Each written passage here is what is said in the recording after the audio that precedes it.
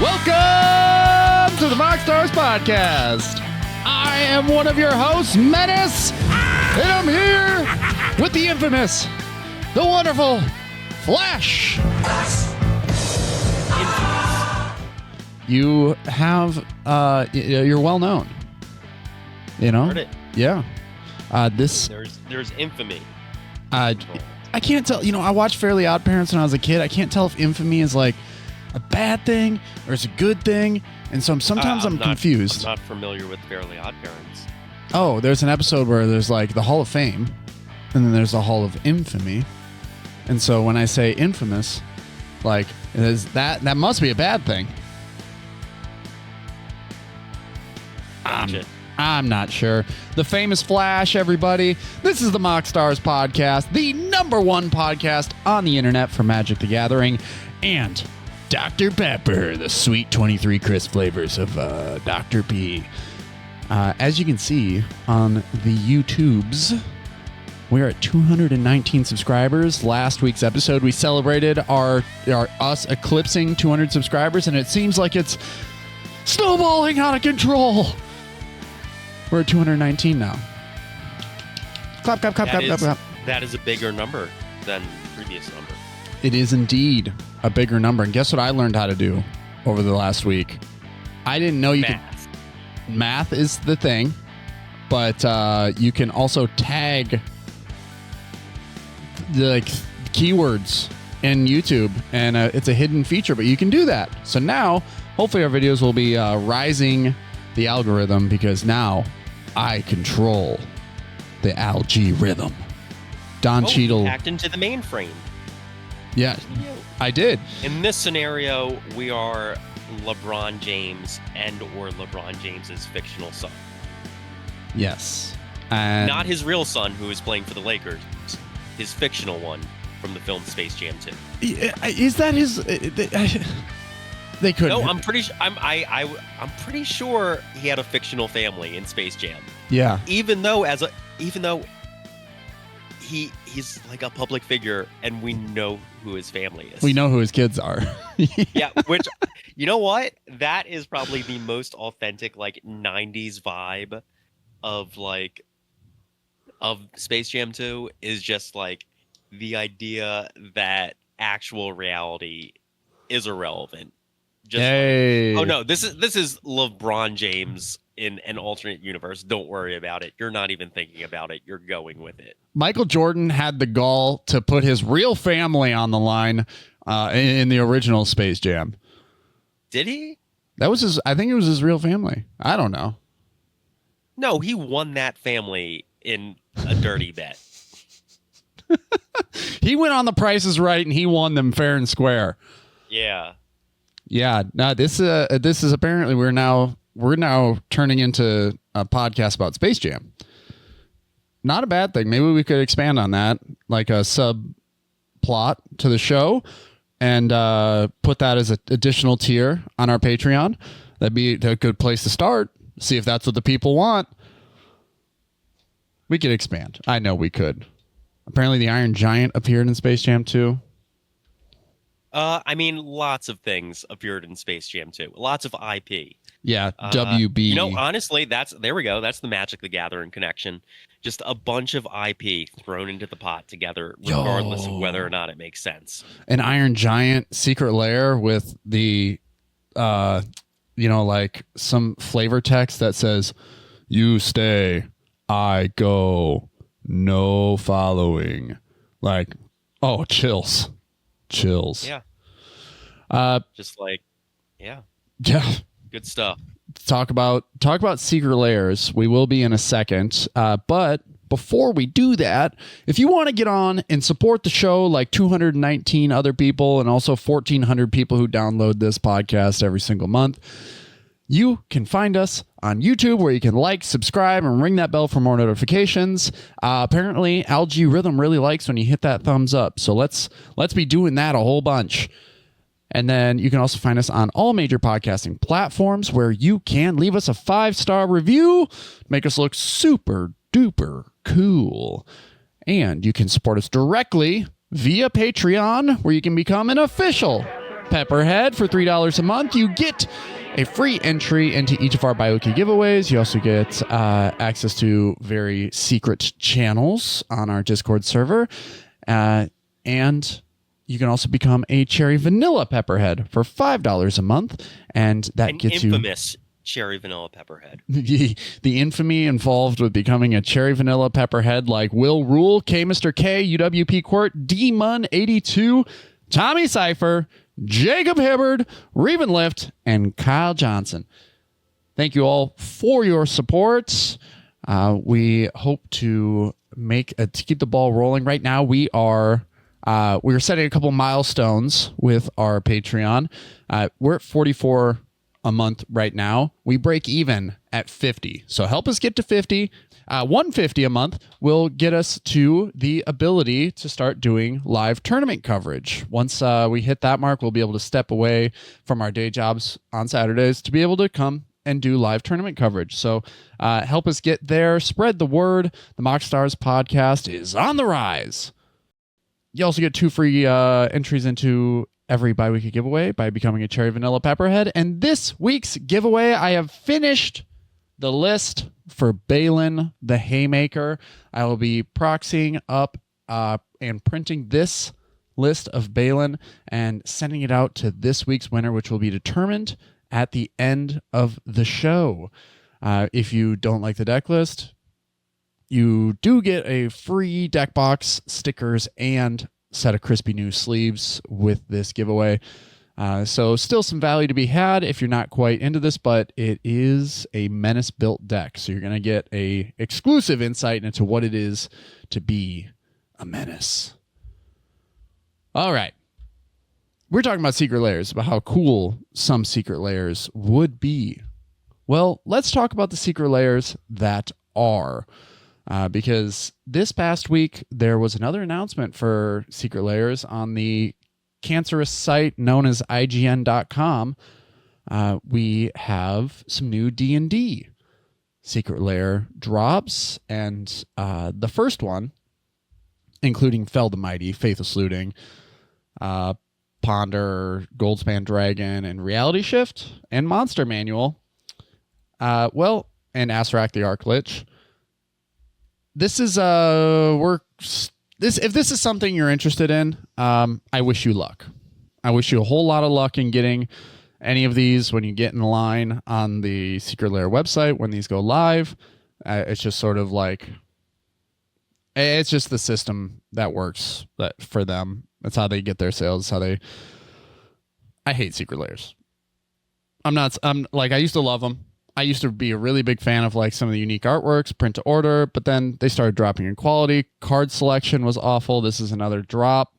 This is Secret Lair X Dungeons and Dragons, an exhibition of adventure is what this drop is called. And the card selection is just awful. Like there's one really good one, and it's the Goldspan Dragon here. And the artwork is really cool for that. And what they did was they just took artwork out of some of their monster manuals and some of the stuff from the past and have put them on Magic cards, which is really cool. Like the Asarak artwork is by the greatest fantasy artists in the modern era, Tyler Jacobson. So huge shout out to Tyler Jacobson. He loves Dr. Pepper. But then we have and Space Jam. I'm gonna have to confirm that he loves Space Jam. I'm gonna have to follow up with him on that, see how he felt about Space Jam 2, because I know he's a big fan. He likes the first one. Yeah, if everyone who listens to this podcast could real quick just hit up Tyler Jacobson on socials and just be like, "Hey man, do you like Space Jam 2?" That would help. Yeah, did you give it a shot? Resolve this quandary. Yeah. It would make me feel a lot better, for sure.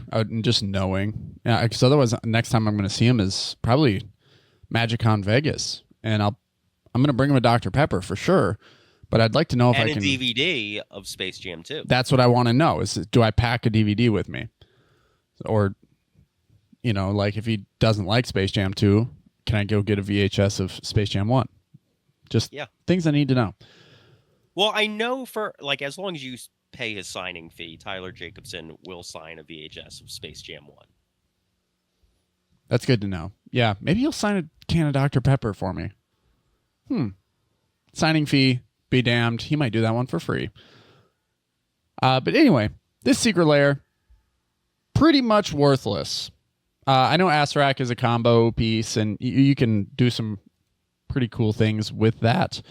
But it just isn't a lot of value here for Magic players, and you'd just be paying for a collector's piece. You know, if you like this artwork, or if you've been a D&D, like if you've played D&D for a long time, this might be your thing.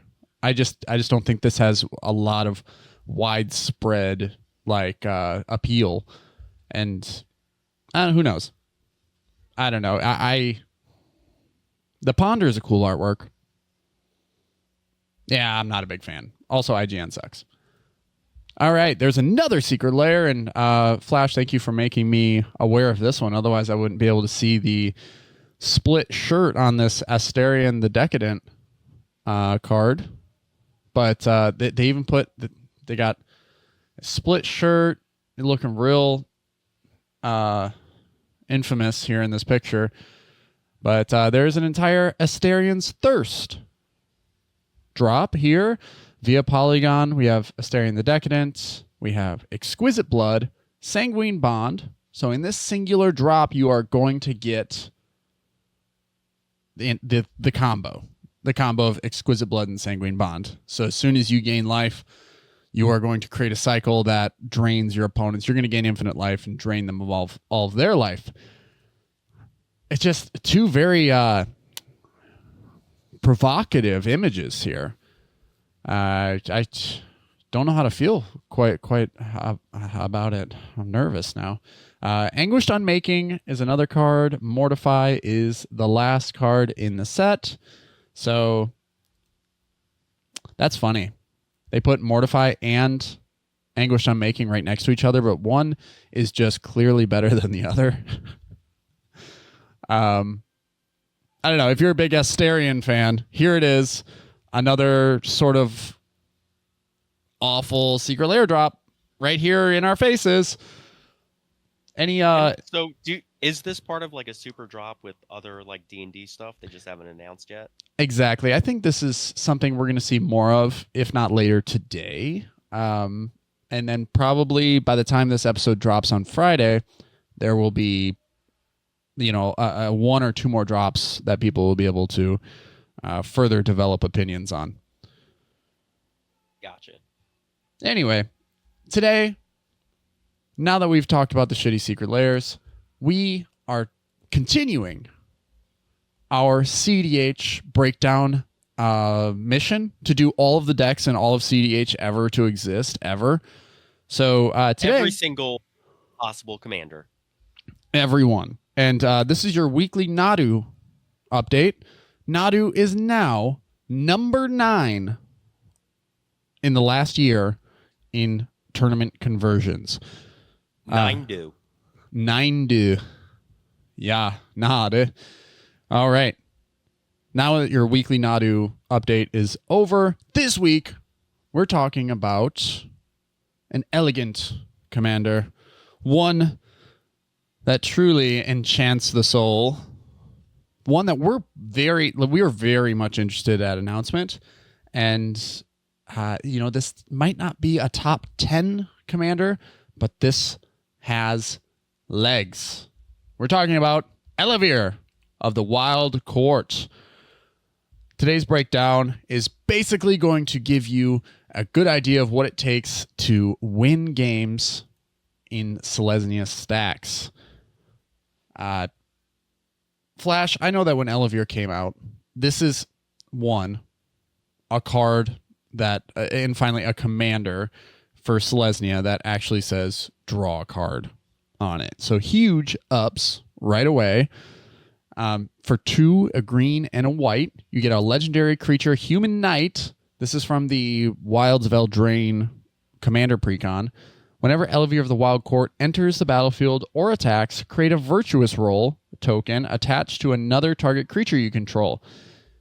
And then the role, like the description of roles, is another one of those like nuanced game features. But if you control, we all remember this singular mechanic from one single set with several specific rules, right? Exactly. This one, it has very specific rules. So if you control another role on the creature, put that into the graveyard, and then enchanted creature with this particular virtuous role gets +1/+1 for each enchantment you control. Whenever an enchanted creature you control deals combat damage to a player, draw a card. Why was that? Obviously, there's a lot of roles out there. I think there's like 5 different roles, but they all have their own little token, or they're split on a singular token. It's a really annoying card to have to hunt down and find and purchase because they're also like $2 or $3 a piece. So virtuous roles. It's unbelievable to be able to give the creature +1/+1 for each enchantment you control, especially when you're able to stack. Like in cEDH, I've found that enchantments are one of the most underrated ways to lock games down. So first, let's start with this first list, Ellivere the Wild Court by Talus. This is a list that won a tournament. So I want to give it some air. I wanted to give it its light. And the enchantment section is where I'm going to start off. First, you have Carpet of Flowers. By the way, this is just, as I was rolling through a lot of these lists, I found that the strategy has basically been like figured out. Like that out of everyone who placed first in a tournament with Ellivere, the core 95 cards were pretty much the same. There were about 5 flex slots throughout the course of the whole thing. And after talking with Tordith last week on Rocco, like I have my own interpretation of what I would want to do with this deck, just based on, you know, like some of the tech pieces that we had talked about. But starting here in the enchantments, you start off with Carpet of Flowers. So turn 1 Carpet gets you like the additional mana for your future turns. There's likely going to be an island. You probably don't drop this if there's not an island in play, just to keep people from going heavier into Dockside. And so Carpet of Flowers comes down, gets to Ellivere sooner. That means your first virtuous roll is going to be +2/+2 because the roll sees itself as an aura and grows the creature even further. You have Deafening Silence. You have Exploration. You have Land Tax, Root Maze, Utopia Sprawl, Wild Growth, Blind Obedience, Greater Oromancy, Rest in Peace, Stony Silence, Touch of Spirit Realm. I don't think there's a white deck that I play now that doesn't include Touch of Spirit Realm.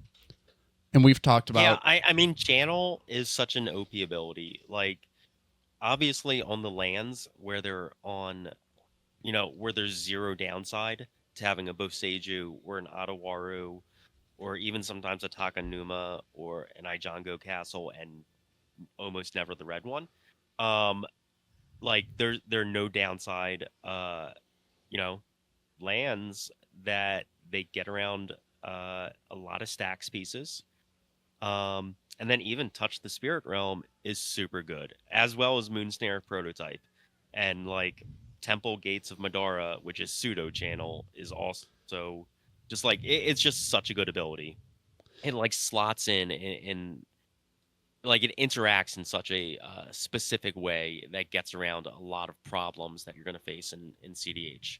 Yeah, as we go up to the creatures too, it's like there are having modal effects. So like one channel being this modal effect that can't really be interacted with. You're also going to see that like with the introduction of Modern Horizons 3, that all of these like dual land on the other side, like creatures, are seeing play just because you have the upside of it just coming in as an untapped land while having a benefit on the front. So yeah, for sure.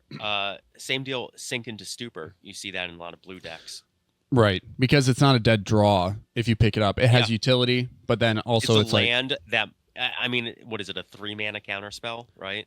Yeah, it's a 3-mana bounce a spell, so not even counter, so it can get around things like like Cavernous Souls and whatnot. But yeah, I mean, do we talk about how much we love modality on cards every single week? You know, I don't know if we talk about it enough. But like with a lot of recent mid-range sets, mindset, modal mindset as well. Yes, the home in the mid-range mindset. Welcome to the MoxStars podcast. But Touch of Spirit Realm has got to go to Moe's. Got to go to Moe's. Did you have Model Sports in the middle in the Midwest? No. Okay, it was on the East Coast, I guess, like a chain of like sports stores like Dick's, and their slogan was "Got to go to Moe's." Models for the model spells. All right, Touch of Spirit Realm. The modes are very similar, but what this does, it helps you get around like Grand Abolisher lines. It helps you lift the gates, so to speak. And like that's the best thing about Touch of Spirit Realm is you can pick a creature up that is staxing out the board, and even if it's on your board, and you can drop it back down at the end step, making like, and then lowering. So lift the gates for you, drop them for everybody else. That's the benefit of Touch of Spirit Realm, which is why a lot of the best decks in cEDH win on the stack, so that when, they're waiting for that opportunity. If stacks are like sitting there locking the board down, if you lift the gates, which is obviously you have to read the room on everything and see where players are at. But, it's like, that's why I think like Winding Canyons, even though I'd never seen the card before. Do you know what Winding Canyons is? No, sir.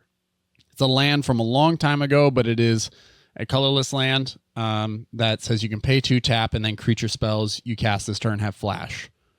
So you don't have to sacrifice it. So it's Emergence Zone for creatures that doesn't sacrifice itself. It's repeatable.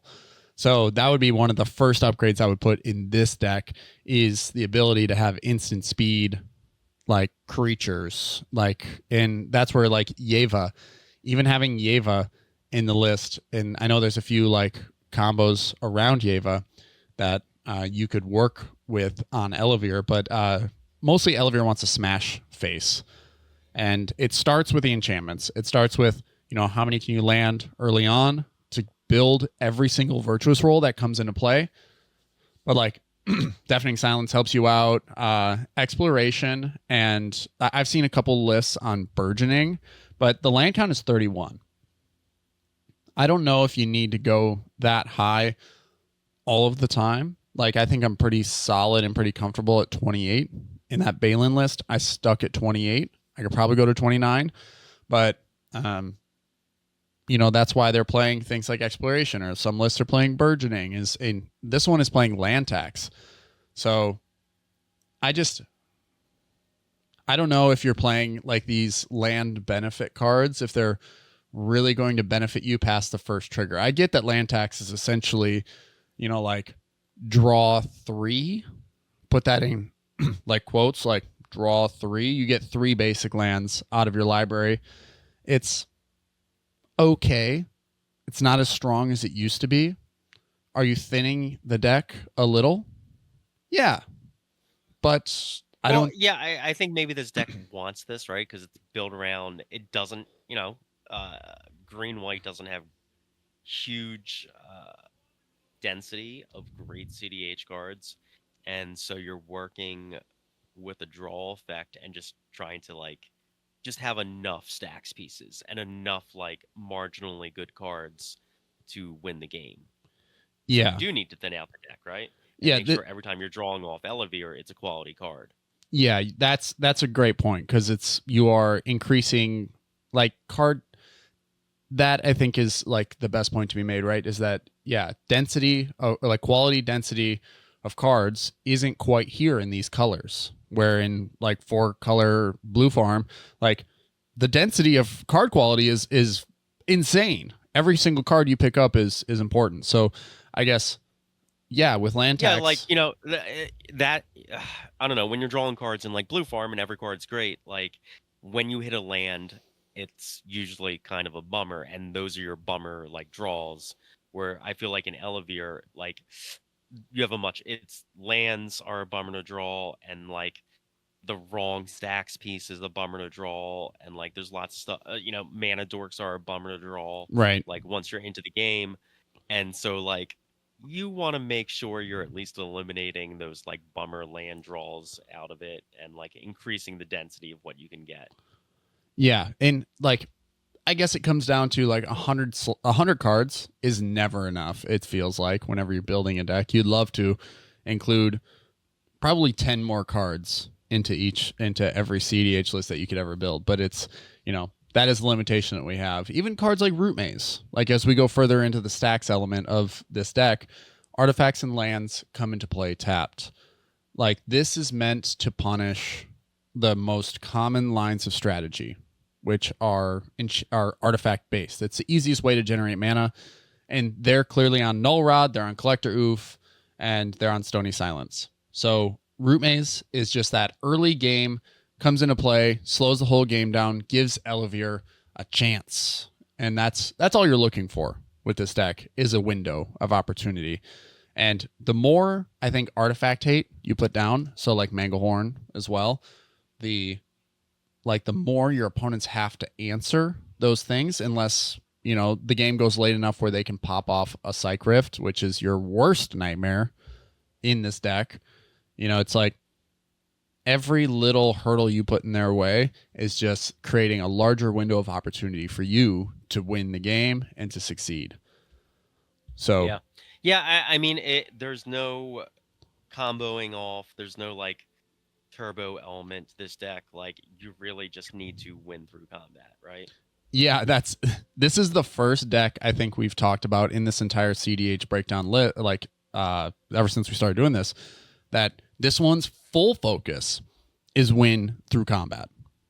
Because we didn't talk about Winota, right? Which is probably the closest comparison for this deck. Correct. Yeah, we haven't talked about it yet. It's funny that one of our lists, if I'm remembering right, is literally just called Not Winota.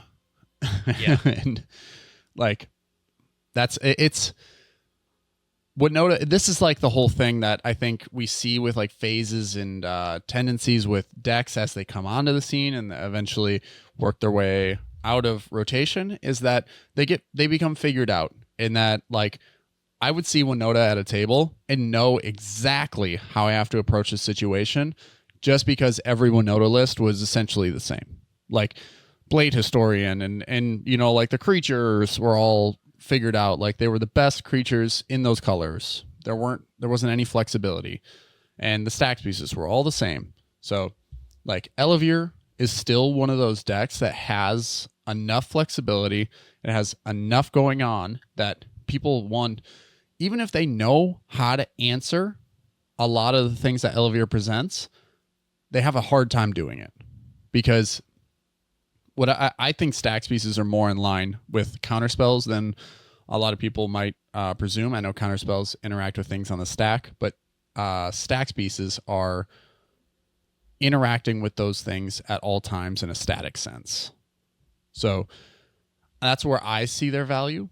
Now, in this deck, when it cares about enchantments, I would even be leaning harder into enchantment-based stacks. Like Trouble in Pairs is definitely needed in this deck, and I wish it was here. Yeah, I don't see any of the lists that we're looking at playing it. I know, it kills honestly. me. Yeah. Well, you know what? It makes sense because Trouble in Pairs is like it's a solved smuggler share, right? It's you're getting Don't you something dare. reacting to stuff that your opponents are doing. Yeah. And this deck with all the stacks pieces is like saying, has 20 cards in here that it's saying like, here's all the things listed on Trouble in Pairs that will benefit me as a player, and I'm playing 20 to 25 cards that prevent my opponents from doing those things. That's true. Does that make sense? Yeah, where it's like, I need them to cast 2 spells a turn in order to trigger this. I'm playing Rule of Law effects. I need them to attack with 2 or more creatures. I'm keeping them off of their curves, so they can't. Yeah, I mean, same reason that this deck is off Smothering Tithe, off. Right. I think all the lists are off Mangara, the Diplomat, like things like that. Just because they're saying you can't do those things. Right. And even if you did control 2 creatures, I'm going to be punching you so hard, I'm going to force you to block with that. Like, I'm going to force you to block with those creatures. So, like, I see it for sure. That's a good point, is that you're preventing a lot of what they want to do that Trouble in Pairs wants to see. So, That's a really good point. The other stacks pieces that they're playing Blind Obedience, again, punish those artifacts. Greater Oromancy. This is Blind Obedience, by the way, before we go on. Yeah. I've seen that card dip out of favor for a while, and I think it's coming back into favor. Yeah, I think it's just a good card. Yeah, dude, it's, to me, this is like auto include in white for sure. Because even if I'm like, okay, let's say I'm playing this combat oriented list, that little bit of extort in order to gain you 3 life and push everyone's life totals down, that has and presents value. It has and presents value. Yeah. So it's like Blind Obedience has more than just the text saying artifacts and creatures your opponents control enter the battlefield tapped. That is a great line of text. One, because you are attempting to punch their face in. So if they spawn tokens or if they're attempting to flood the board in order to prevent you from getting through, this stacks piece says, I'm going to get through for at least the first turn. I'm going to get through and get me some cards. And Blind Obedience, like, that benefit, it also stops Kiki Jiki lines. Like, it stops other common combo lines that your opponents are going to want to use to surmount your stacksy strategy. So yeah, Blind Obedience does so much more than the words that are printed on it, that I can't believe that it fell out of value, fell out of favor. Kind of like way back in the day when Ristic Study was falling out of favor, people were like, there's got to be better ways to draw cards. No, there's not. And there's not better ways to stop artifacts than Blind Obedience. So it's the same as Root Maze, but honestly a little bit better than Root Maze. Oh, it's for sure better than Root Maze. Because it doesn't affect you. Root Maze is you draw Root Maze turn 3 or later, it's a bummer card. Yep. Blind Obedience is good any point in the game. Yeah. Yep. And if you do have a loop that generates infinite mana, which I think there are a few loops in Selesnya that do allow that, this deck probably doesn't want those, but like, even if I'm not playing this, none of these decks are playing Emil the Blessed. Right.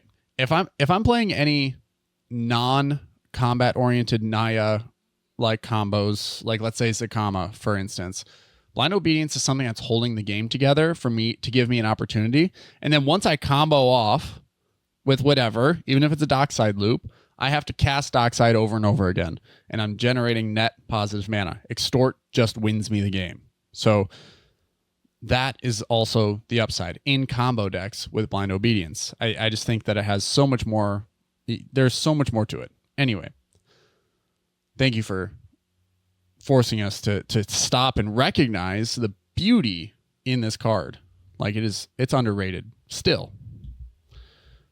Another enchantment they have is Greater Oromancy, because the one thing that Ellivere does is it enters the battlefield and it gives a creature the virtuous role, which means that it is enchanted. And Greater Oromancy says enchanted creatures you control have Shroud. Other enchantments you control have Shroud. So this is ultimately protection for your entire board once you get the ball rolling. It also contributes to the +1/+1 on virtuous rolls. So kind of a staple. I think every single list we're going to look at today is running Greater Oromancy. Another card, Rest in Peace. These all have the Wilds of Eldraine treatment for their artworks, which is actually, I love that because if the whole deck feels like artistically, designed, that like I feel like that it makes my heart warm. Rest in Peace exiles all graveyards, and then any card that we put into a graveyard from anywhere, exile instead. Huge to battle to battle Underworld Breach lines, which are probably the most common lines that you're going to see in cEDH. Stony Silence. Yeah, all the decks also play a Soulless Jailer for the same reason. Yes. Yeah. Stony Silence. Stop the artifacts. That's everything you want to be doing. This is a little bit better than Oof, I believe, because it's harder to hit. It is way harder to interact with and is more of just a full stop. Oof can, get blasted. There's a lot more unconditional creature removal than there is unconditional non-land permanent removal. And so Stony Silence stands a little bit further above, also contributes to the virtuous roll. So a pretty sweet of enchantments here in this list. Now, as we move up to creatures, we're looking at basically the best stax pieces that Selesnya has to offer via creatures here to make this deck work. So, first, we'll start in the 1-drops. You have all of your dorks. You have Esper Sentinel. Great card draw engine in the early game. You also have Dryad Militant, which, Flash, have you ever played with Dryad Militant before? In Standard. Yeah, it's a good card. It's such a great card. For one, it is low-key a really good stax piece. Yeah. If you're locked in these colors, I think it gets outclassed after that. But like, yeah, I mean, again, that anti-graveyard shit. Yeah, this is like a really great piece, obviously here in Ellivere, but also in like things like Jetmir that wants like creature count to matter and also have like alternate, like secondary purpose. And for one hybrid Selesnya mana, so green or white, so it gets even better. You had a Dryad Soldier. That's a 2/1, so buff stats, and says if an instant or sorcery card would be put into a graveyard from anywhere, exile it instead.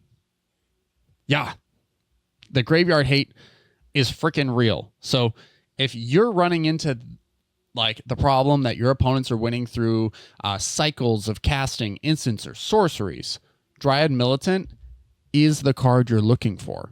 That's the stax piece you're looking for to make the difference in a game. It is also searchable by Ranger Captain of Eos. It's the nuts. You can tutor it out with a Green Sun Zenith for 2 mana. So green and whatever. Boom, Dryad Militant. Knock that off right away. You have your dorks, Gilded Goose, Birds, Avacyn's Pilgrim, Delighted Halfling, Land War Elves, and then a new card from Modern Horizons 3, Ocelot Pride. Now, I was big on this. I think when this was announced, the pre-sale was about $10. It is $40 to get one. Now, is that because of Standard? All right, this is, well, it's Modern Horizons Flash. It is only Modern Horizons. Yeah. Yeah. No, is that because of Modern? It is because of Modern. Damn Modern. What deck plays it in Modern? There's this really cool deck with Guide of Souls and Ocelot Pride that churns out cats like nothing else. So you play the Guide of Souls for 1 white mana, and it says whenever a creature enters under your control, you gain a life and gain an energy. And so Ocelot Pride says, play Guide of Souls first, play the Ocelot Pride next, and then you're going to create a cat at your end step. You're going to get another life. So every time, as long as you gain life at the beginning of your end step, you're going to create a 1/1 cat. Once you get the City's Blessing, then it goes crazy, because then it's like, oh, Guide of Souls, I'll have this creature entered, and then this creature creates tokens, and then blah, blah, blah, blah, blah, blah, blah, blah, blah, blah. And it creates this overwhelming board state. I love the card. I really love it. So Ocelot Pride here is wonderful because your commander specifically cares about creating tokens. And if you're unfamiliar, as long as you have the City's Blessing and at your end step you gained life. That mechanic from one set that everyone remembers all the rules to. Yes. Once again. If you played Rivals of Ixalan from way back in the day, it's not that way back, right? Ascend is if you control 10 or more permanents, you get the City's Blessing for the rest of the game. It's, another one of those mechanics. But does this deck also keep track of day and night? God, let me scan quick. Maybe. It does not. I don't believe that it cares about day and night. We're good. Don't have to keep track of that BS. But Ocelot Pride. But remember to bring your attractions deck just in case. You might need stickers. Yep. Be aware. You bring your sticker deck at all times, because they didn't ban that or make that a thing in Commander yet. cEDH.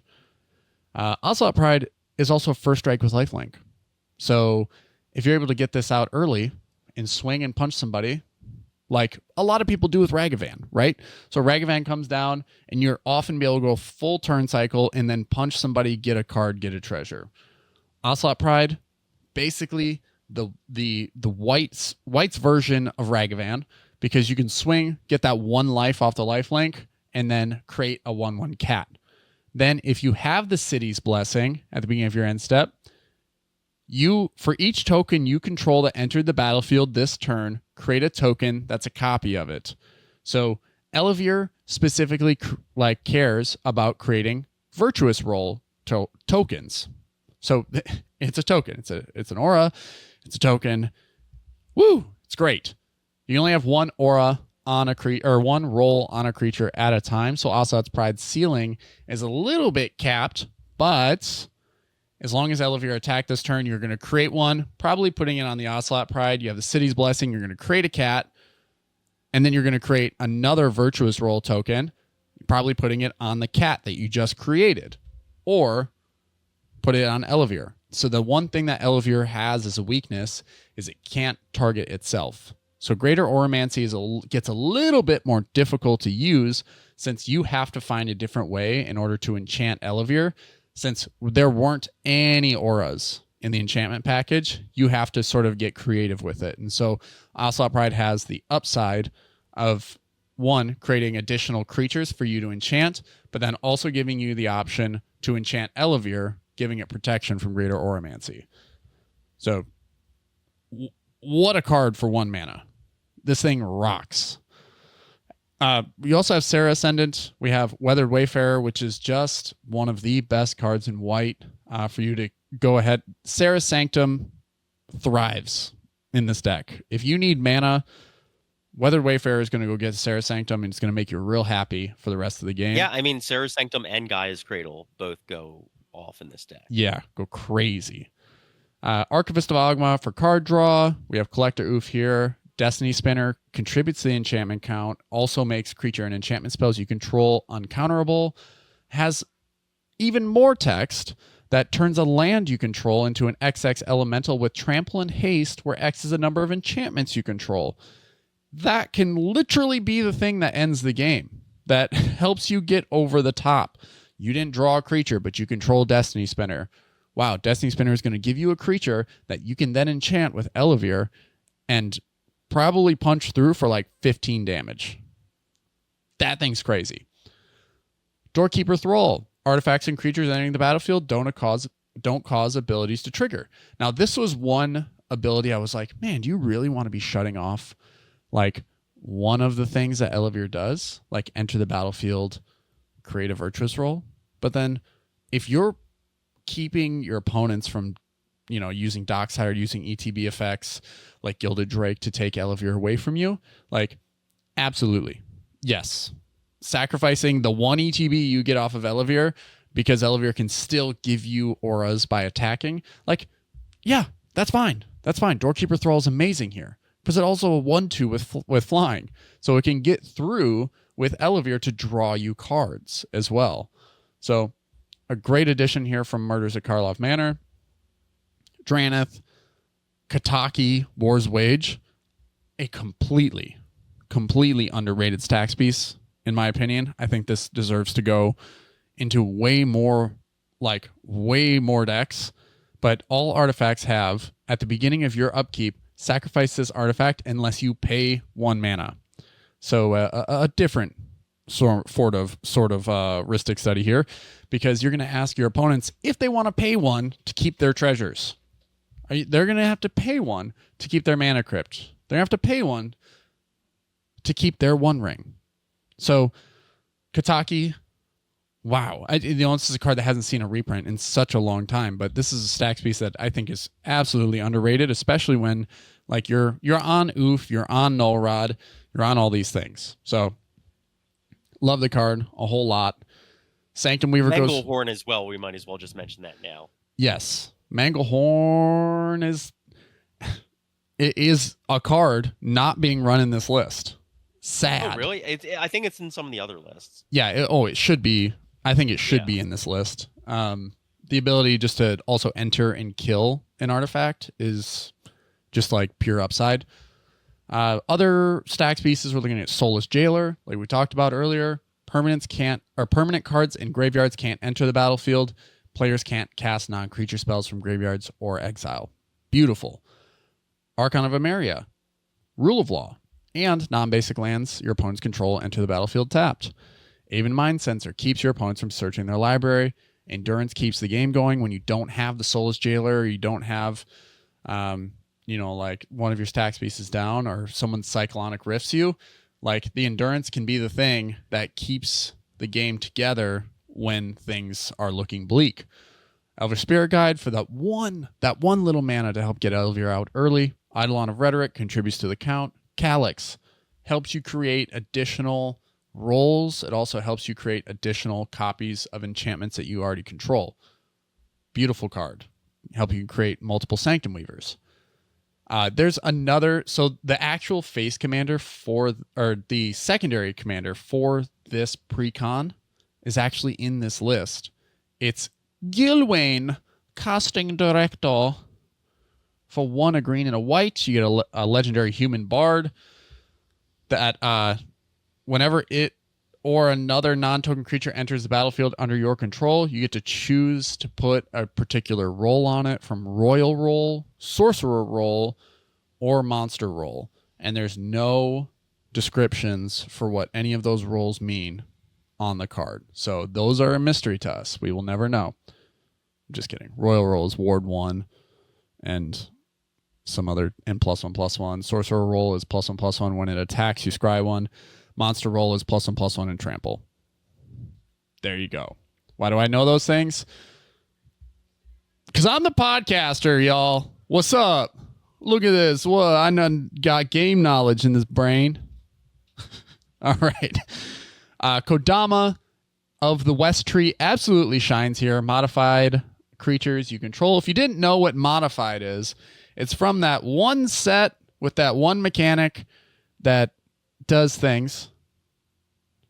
And we all remember this one. Yeah, we remember this one. Yeah, modified creatures, anything that is equipped, enchanted, or has counters on it. And whenever a modified creature you control deals combat damage to a player, search your library for a basic land, put it on the battlefield tapped. This is going to go crazy. Like we talked about land tax, being able to pull things out of the library, so your density of card quality is higher.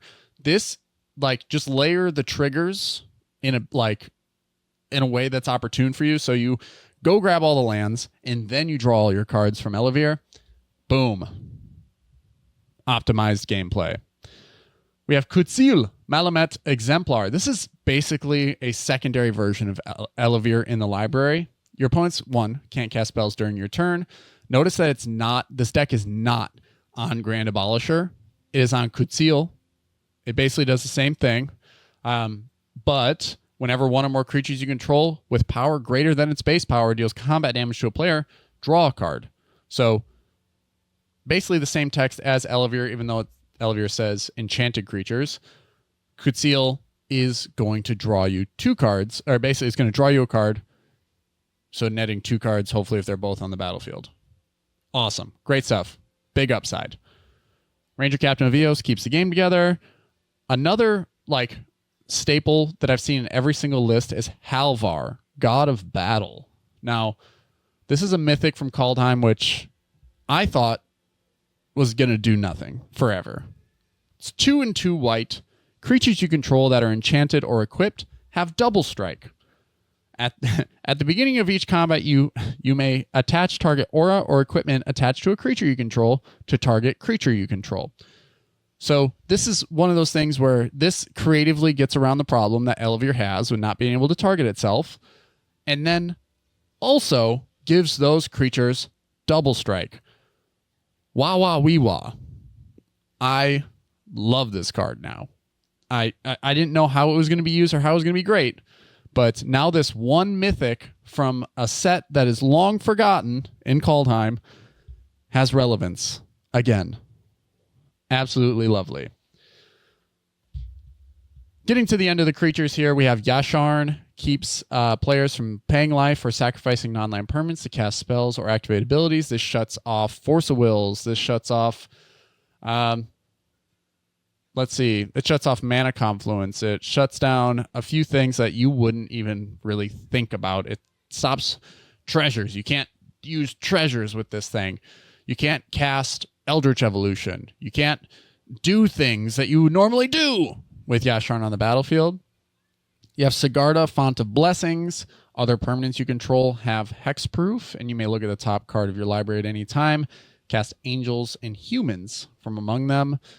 There are also, notably, a lot of humans in this deck, so this could offer upside in another way as well. Shalai, Voice of Plenty, is another card that basically gives you protections and has upside in being able to pump tons of mana into that activated ability. Linvala keeps creature abilities from activating. This is going to pin down Sisse. It's going to pin down Kenrith decks that you might come across. Has Solitude. This is an auto include. I know there's a couple lists that don't have it, but this is an auto include for me. Just having the ability to remove, the Drannith Magistrate early in the game to keep you on your game plan is worthwhile. And then Wandering Archaic, a card that I absolutely love. For 5 colorless mana, whenever an opponent casts an instant or sorcery spell, they may pay 2 mana. If they don't, you get to copy that spell and choose new targets for the copy. This is a really great card. And imagine putting a Virtuous Roll on it and then punching face with it. Such a good 6-armed, 8-armed, 10-appendaged boy. We have Elishnorn, Grand Cenobite as well. This one's a little bit... this would be like my flex slot. I think I could find better cards for this. Like something that... Like Kodama of the Westry also gives modified creatures you control trample, which is huge. That is a huge enabler for the deck. But I feel like I could also find something for 7 mana that would give my creatures trample and some other benefit as well. So that would be my flex slot. But it is in here. Other creatures you control get +2/+2, and creatures your opponents control get -2/-2. This is a deck that wants to see Triumph of the Hordes. This is a deck that can win through Infect. So until end of turn, creatures you control get +1/+1 and gain Trample and Infect. This whole strategy revolves around combat. Now, that may seem easily disrupted. This may be a deck that you don't even consider because it doesn't have the shortcut to the win. You have to earn it every step of the way. Like, there is no combo here. I've seen this deck on Play to Win, and it has absolutely ripped people's faces off. Ellivere is underrated, and it's why we wanted to talk about it, because it has so much going for it. Now, to go to the list quickly that Flash, I think you were most enthralled with, that it basically figured out, is this Ellivere... The infamous list? The infamous list. Okay. Ellivere Turbo SAT. SAT. Turbo SAT. Should I just say Turbo SAT? It's Turbo SAT. This is the list that both of us looked at and said, yep, this one feels like the best. It seems like the most solved. I mean, there's a couple things that maybe it needs. I feel like Springheart and Antuco is a good card in this deck, and this deck is off of it. Yeah, that was also surprising to me on the first list, is that Springheart does a lot. This is also running things like Hushbringer for more ETB hate. It is also running Hushwing Griff for that same ability. It's running Leonin Arbiter to sort of like give you that redundancy that you would normally have from Aven Mind Sensor. I think this card wasn't in the other list. Archon of the Wild Rose. Yeah. This is another card from Wilds of Eldraine. What's that card do, by the way? Anything that is enchanted by an aura you control has base power and toughness 4/4 and flying. Yeah. So, a lot of these stax pieces and mana dorks, they don't really get above 1 or 2 power or toughness for the most part. And this is the combat focused deck. All of a sudden, I think Archon of the Wild Rose, you drop this, you should be able to end the game on that turn, right? Yeah, this almost feels like your Greater Hoof. Yeah, your Moonshaker cavalry in a way. Oh, there we go. Yeah. Yeah. Like I love this card in here. It's such a low bar of entry too. For 4 mana, if you've locked the game down and then all of a sudden this comes through and it's just like, yeah, everything's got flying. Good luck. Like, good luck. Yeah, so at a minimum, everything you have is 5/5 flying, right? Exactly. Because of the virtuous roll token that is presumably on there. Yep. And then here's minimum of 5/5 and flying. Exactly. So let's say you have 5 guys out. They're all virtuous rolled. No other enchantments. 9/9. You have 5 flying 9/9s at this point. Yeah, and that ends the game. Like, yeah. This, like, that's the thing about the virtuous rolls as well. It's +1/+1 for each enchantment you control. I'll say it over and over again. Each virtuous roll is an enchantment. So every attack, every single Ellivere trigger you get is buffing the creatures even larger. That is the ceiling. The ceiling is so high with Ellivere, plus the card draw. So Archon of the Wild Rose, beautiful card here because it basically ends the game. But there's another card, another stacks piece we didn't see in the other list that I think is just far better, but it is Rug of Smothering. Super underrated from Baldur's Gate. Whenever a player casts a spell, they lose 1 life for each spell they've cast this turn. Like, a lot of players can't combo through this. This just stops so much just by sitting there on the board. And it's a 1/3 flyer that once you give it the virtuous roll, it goes crazy. So I really love that stacks piece. Again, we're seeing Halvar, we're seeing Elish Norn. Yeah, this deck feels really good. It also has Dauntless Dismantler, which was notably missing from the last list as well. There are 38 creatures. Yeah, I think this build. the creature list here, I mean this deck overall, but the creature list especially, a lot higher density of quality cards. Yeah, I really like the creatures. There is a couple flex slots as we like go down, but Archdruid's Charm is definitely popping up in more lists that are just like anything in green. There's just potential that it's going to run Archdruid's Charm. It is that flexible and that good. It's $5. I didn't realize that. I thought this was going to be like a 50-cent card for a long time. But here it is. It's really great. Very flexible. And as we roll down to the enchantments, there's another stacks piece here that is included. It's called Suppression Field. If you're unfamiliar with Suppression Field, it's 1 in a white that says activated abilities cost 2 more to play unless they're mana abilities. This means that your One Ring no longer taps to draw you cards. You have to pay to tap it to draw cards. This keeps opponents off of a lot of different things. So combos that normally your calculations would be off just because like Najeela no longer just goes off with 5 treasures or whatever. You have to generate 7 treasures. Sisay, you need 7 mana to activate.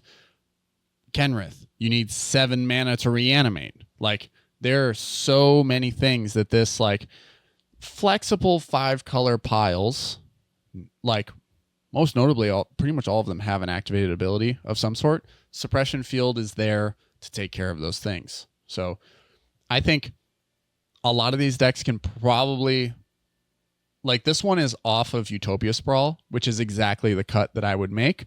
After talking with Tordeth last week about it, I would just include another Mana Dork instead of including Utopia Sprawl because you're just not guaranteed to run into the forest all the time, especially in 3-color plus. So here in 2 colors, it is acceptable, but I'm glad they cut it in favor of something like Suppression Field.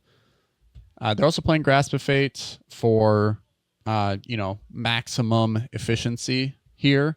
And then Ghostly Prison, which I don't know. I haven't seen Ghostly Prison in cEDH in a long time.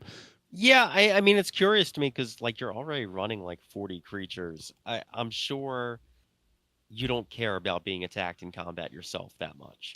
Yeah, and there's enough life gain, I think, in the creatures themselves that's maybe not, actually. But I would play something like Brave the Sands instead. That just gives your creatures vigilance. And instead of playing something like Ghostly Prison, to further bolster your combat effectiveness. Where Ghostly Prison just says, "Don't hit me, don't touch me." Yeah, or even what is that really good card that untaps your permanents during each player's turn? Oh yeah, Seedborn Muse. That's a good card. Yeah, why not just play that over Ghostly Prison? I think that's much better in this deck. Yeah, that they're the thing with Selesnya and stax pieces and everything that goes along with it. You have a wide selection. It's just what strategies do you want to shut down, or what strategies do you think you're going to run into most often? And like now that Nadu is a thing, I think this Ghostly Prison gets flexed out for something that stops Nadu. The thing is that this list was updated 10 days ago. So they've clearly seen Nadu and they're not worried about it for whatever reason. But there are definitely better options out there. Yeah. Maybe not Seedborn Muse, but for sure other things you could be doing. Yeah. The big thing here, the reason why I love this list mostly is after reading Archon of the Wild Rose, I'm completely sold on that being a game ender. That's huge. Huge for the list. Going into our last list, we have Not Winota by Mr. Simple Analysis, the infamous. And this list has a lot of those similar stax pieces, Rugged Smothering included.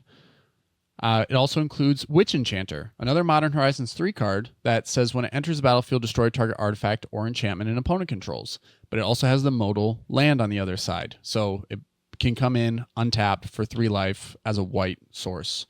And I think that versatility, like we said, that modality, super valuable. We also see Aethersworn Canonist, another stax piece. This is another one of those pieces that just gives you that there is so much variety in how you choose to slow the game down. Aethersworn Canonist is one of the best rule of law effects that's going to, sometimes I've seen, there's a lot of decks I've seen that just play around it. They'll put it down, pin everybody else down, and then cast a ton of different artifacts and just keep the ball rolling. Doesn't really slow them down too much. We also have Springheart and Tuco here. Thank God. It's one of the best enchantment creatures, plus bringing back Bestow. This allows you to create token copies of that one mechanic from that one set? From long ago that we all remember. We all know the rules to Bestow. We all know it. If you don't know, it changes the spell. It changes how the spell functions. You cast it as an aura enchantment instead of as a creature. So it changes the conditions. And then if it whiffs, it lands as a creature. It'll hit the battlefield as a creature. So anyway, bestows an aura. You enchant the creature. Enchanted creature gets +1/+1. And then whenever a land enters the battlefield under your control, you may pay 1 and a green if Springheart and Tuco is attached to a creature you control. If you do, create a token that's a copy of that creature. If you didn't create a token this way, create a 1/1 green insect creature token. Now, the way that sounds is that you have to have this bestowed in order to get that effect. That is not the case. Springheart and Tuco can just come down as a creature, as a 1/1, that when a land enters, you're going to create an insect. That is its floor.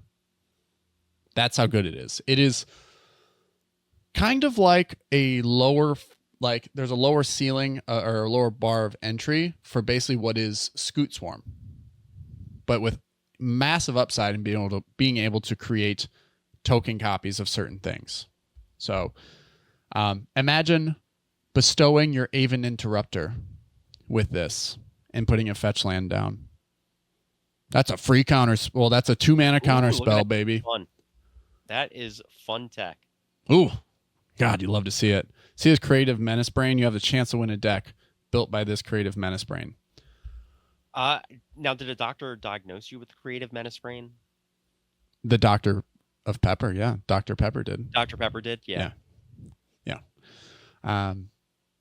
This list feels really good. Like, I would say that this Not Winota list on Haywire might as well.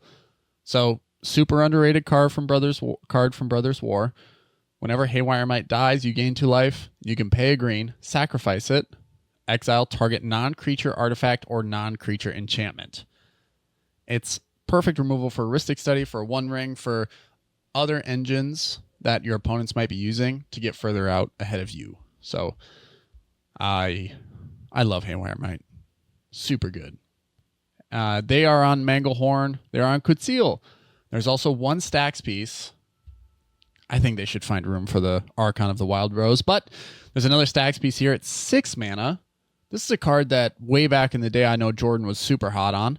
It's 4 green and a white for Archon of Valor's Reach. It's a 5/6 with flying, vigilance, and trample.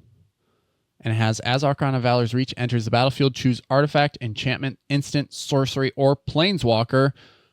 Players can't cast spells of the chosen type. It's a really good card. Yeah, I mean, I think 6 CMC is just the problem. Yeah, it's slightly prohibitive in that way. Now, if you can somehow cheat it out onto the field, wahoo! I think you just name instance in that case, so that no one can cyclonic rift you, and then you just sit and basically most interaction and most removal is instant speed. So I think that's just the best way to keep people off of interacting with you, is to like land this. Yeah, if you can survival the fittest this guy onto the board early, you can probably lock down the game naming instant. Yeah, you know, if like you run into Sarah Sanctum or Sanctum Weaver or something like that, like boom, might be a turn 3 play for you. I love Archon of Valor's Reach. The one thing in doing that and naming instant is that you're also shutting off the board from interacting with other players' strategies that find a way to get around it. So there's that trouble. Like, there are different combos that, like, a dockside loop can just pop off with not being able to be interacted with unless they have a channel ability. So there is a double-edged sword there as well. This is a green card from Modern Horizons 3, which I don't quite understand. But it's another one of those modal cards with the land on the backside. It's called Bridgeworks Battle. For 2 and a green, target creature you control gets +2/+2 until end of turn. It fights up to 1 target creature you don't control. I like fight spells. I do. I think the upside of it coming in untapped for 3 life, I don't know if it's worth it. I think you can just find better instant speed removal. I feel like if this guy is like, hey, I want to jam a modal spell in here, I don't know, Turn Timber Symbiosis is so much better in this deck. And there's Colony Ambush, which is, has like basically the same also thing. Also playable, yeah. Yeah, but it's an instant speed fight spell for the same mana that is just on the backside. It has a land, but it doesn't come in untapped. So is that upside of coming in untapped that much better? Or can you just find another option that does a similar thing, maybe more unconditional removal? They're on Path to Exile, Swords of Plowshares, maybe a Get Lost. Get Lost, I feel like, is something that's going to be rising in value in cEDH. And then also Soul Partition is another great option. Soul Partition for sure. Yeah. Instant speed stuff going on here in this list. Crop Rotation, a card that I believe puts you kind of over the top in this, going to get a Sarah Sanctum or Gaia's Cradle. I mean, I feel like if you're a deck that is playing Gaia's Cradle or Sarah Sanctum, like, you got to include Crop Rotation. Yeah, right? Like modal lands and like utility lands are incredibly valuable. Like, you can Crop Rotation into the Talon Gates of Madara and then phase something out. That's a good one. Like, there are pieces of removal now tied to Crop Rotation, or like Winding Canyons, like we talked about earlier. Do you want to have instant speed creatures? Do you want to have your creatures have flash until, for this turn? Go Crop Rotation into it, and now you've caught your opponents completely off guard. You can drop a Collector Roof in the middle of their combo and just laugh as they weep. So crop rotation, super underrated, actually. Really great card. This is playing 2 Lord of the Rings cards. Legolas's Quick Reflexes, which is lovely. I love that card a lot because you're going to be actually doing a lot of damage with it. It has split second, so it offers you split second protection. Untap target creature until end of turn, it gains hexproof reach, and whenever this creature becomes tapped, it deals damage equal to its power to up to 1 target creature. That's way better than the Bridgeworks battle. Like, way better. And then you also have Galadriel's Dismissal. This is 1 white mana instant. Target creature phases out. If this spell was kicked for 2 and a white, each creature target player controls phases out instead. So this lifts the gates on blockers, can just allow you to get through and kill somebody in a single turn, or protects your entire board. Since phasing out doesn't remove the auras that are attached and doesn't basically remove the creatures, this is like they don't exist. Phasing is actually a super elegant way with Ellivere to dodge removal. So this one's also on Vexing Bauble, Torpor Orb, Null Rod. Let's see. The stacks pieces, they're playing Survival of the Fittest. Or that's not a stacks piece, but they're playing Survival of the Fittest. This one's also the first deck we've seen on Sylvan Library. So I think the benefit is going for card draw with your commander, not with Sylvan Library. Like, regardless of how good you think it is or how good it was in the past, it's just not there anymore. Like, yeah, I think you can find better options, probably in your creature suite to, take that slot. Yeah, to draw something. Static Prison. For 1 mana, you get to exile target non-land permanent. Until it leaves the battlefield, you gain 2 energy, and then at the beginning of pre-combat main phase, sacrifice it unless you pay 1 energy. Most of the time, when this comes down, that whatever it's exiling is just gone. Like, Static Prison does that. And even if it's a commander, they're probably going to put their commander in the command zone rather than allow you to keep it under the Static Prison, just in case. So, another really great card from Modern Horizons 3. Flash, any final thoughts on Ellivere? No. I mean, it is, I think, an interesting take on combat-focused stacks decks. Definitely, like, if you... again, the comparison is just like Winota. Like, if you want to play Winota, but you don't want to play Winota, Ellivere might be the deck for you. Yeah, this because one thing that Winota does is it generates card advantage via, like non-humans attacking. And there's a suite of creatures that allows you to do that. And you get to look at the top 6 and put one of those on, put a human onto the battlefield. Ellivere is just pure card draw in lieu of that. So there's upside to it. You're not cheating the cost of, certain abilities and creatures. Maybe Winota has a place still to this day. It's just so understood by the general community or the general populace of cEDH players that it's very easy to interact with and disrupt, where Ellivere still has the benefit of the doubt, can still get through, can still win tournaments, and as we can have seen in the past year, Ellivere has persevered and has actually finished first in quite a few tournaments. So when I saw it on the list, I was like, yes, this is a card. This is definitely a deck worth talking about.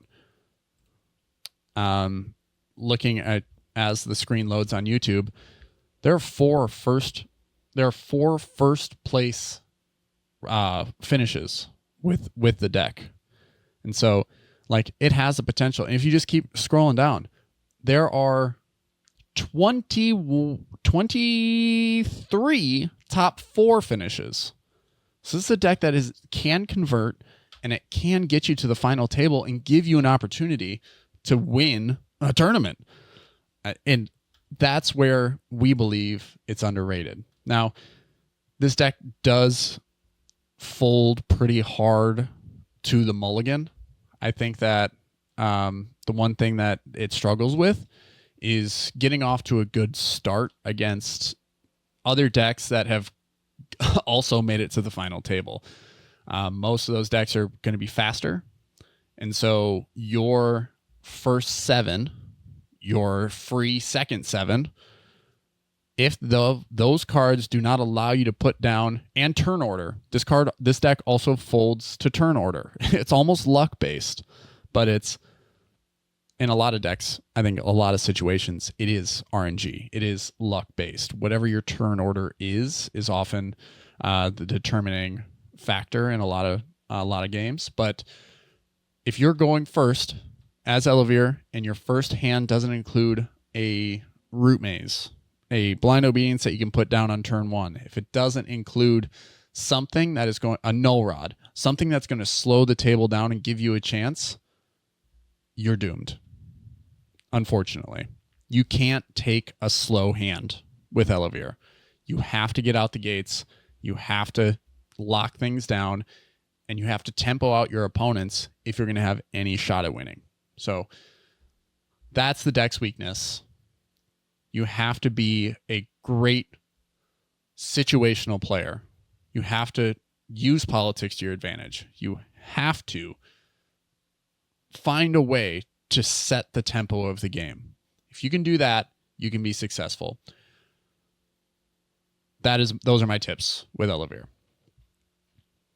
All right. Let's move on to our giveaway. I have put in here in the wheel all of the names of all of our patrons.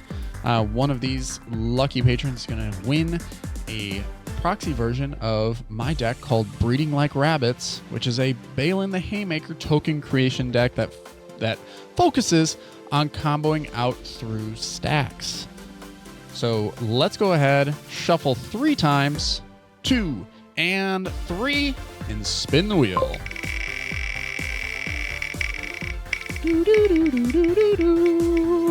Whoa. Who is it? It's Kyle Johnson! Kyle Johnson, congratulations.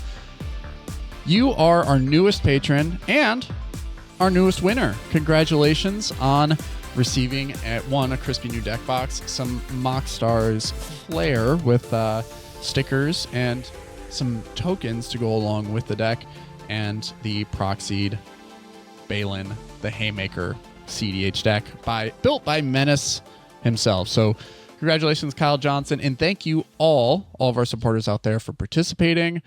We love you. We appreciate you. If you'd like to support the show, you can do so by finding us on YouTube, where you can like, subscribe, and ring that bell for more notifications. The algorithm really likes it when you do all those things. You can also find us on all major podcasting platforms, where leaving us a 5-star review makes us look super duper cool. You can join the Discord server, pop on there, share your favorite cEDH deck with us, and join the conversation on all these episodes. We usually, after the episode launches, have quite a few questions. So I like to get in there and sort of discuss frame of mind, thought process through these episodes. So make sure you jump on there. You can also support us directly via Patreon by becoming an official Pepperhead for $3 a month. You get 1 free entry into each of our bi-weekly giveaways. You can also become a Cherry Vanilla Pepperhead for $5 a month and get 2 free entries into each of our bi-weekly giveaway, like Will Rule, K Mr. K, UWP Quirt, D-Mun82, Tommy Cypher, Jacob Hibbard, Revenlift, and our newest winner, Kyle Johnson. Thank you all so much. Flash, any words of wisdom or words of infamy for our listeners out there? Nah, guy gonna do. Nah, guy gonna do. We're gonna get some hats made with that say "Nah, guy gonna do." Also, get out there, drink some Dr. Pepper. This has been another episode of the MoxStars podcast. Thank you so much for listening. Goodbye.